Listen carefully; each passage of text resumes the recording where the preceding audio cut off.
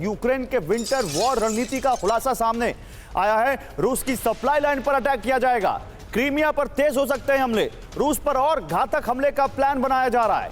German और अमेरिकी missile से यह हमला संभव है। ब्रिटिश डिफेंस स्टाफ के चीफ का बड़ा दावा है ये, यानी यहां पर अब इस क्रीमिया को जो रूस की सप्लाई लाइन है उस पर अटैक करेगा यूक्रेन। क्रीमिया पर हमले और तेज होंगे। जर्मन और अमेरिकी मिसाइल जो उनको मिली हुई है उससे हमला किया जा सकता है। तो ये विंटर वॉर की रणनीति एक बार फिर सामने आ रही है। ये विंटर वॉर जब भी आती है रूस और यूक्रेन के युद्ध में कुछ बड़ा लेकर आती है। देखिए क्या इस बार एक और बड़ा अटैक। ब्रिटिश डिफेंस स्टाफ के चीफ एडमिरल टोनी रेडकिन ने एक दावा किया, यूक्रेन के लिए सर्दियों में युद्ध का प्लान तैयार किया गया है। लंबी दूरी के बड़े हमले किए जाने का प्लान तैयार किया गया है। क्रीमिया पर हमले तेज किए जाने का प्लान है। जर्मनी और अमेरिका से लंबी दूरी की मिसाइलें मिलेंगी। ब्लैक सी फ्लीट पर हमले और तेज किए जाएंगे। रूस की सप्लाई चेन को निशाना बनाया जाएगा।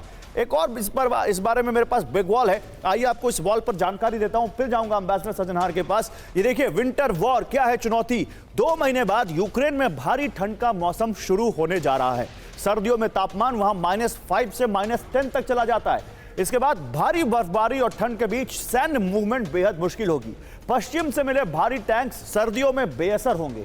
सर्दियों में एयर स्ट्राइक से युद्ध में बढ़त बनाने की कोशिश की जाएगी और इसीलिए विंटर वॉर में यह प्लान किया जा रहा है। एम्बेसडर सज्जनहार, ये इस वॉर का विंटर से कुछ अलग ही कनेक्शन है।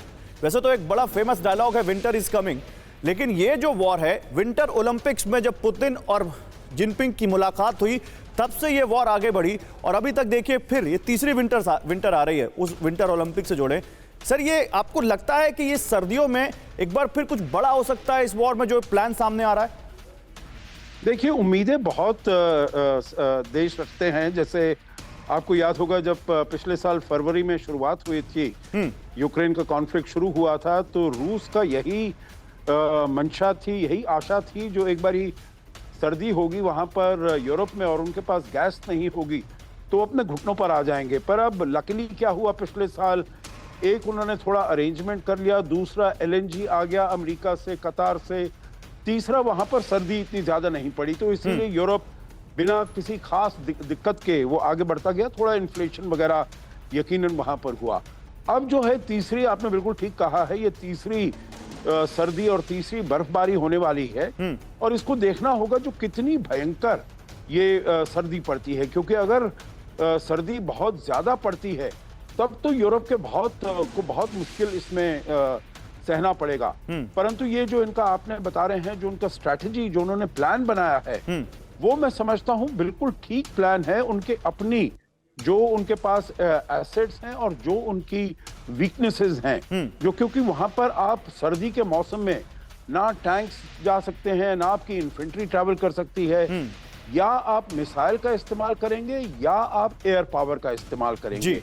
और अब मेरे ख्याल से उन्होंने देखिए क्राइमिया पर ज्यादा अटैक शुरू कर दिए हैं और आगे भी उन्होंने मॉस्को के ऊपर भी ड्रोन अटैक शुरू कर दिए हैं जी। तो अब उनका यही रहेगा जो कैसे अंदरूनी हिस्सों में वॉर को लिया जाए जिससे कि रूस को भी इसका थोड़ा पेन महसूस कराया जा सके। Sure sir.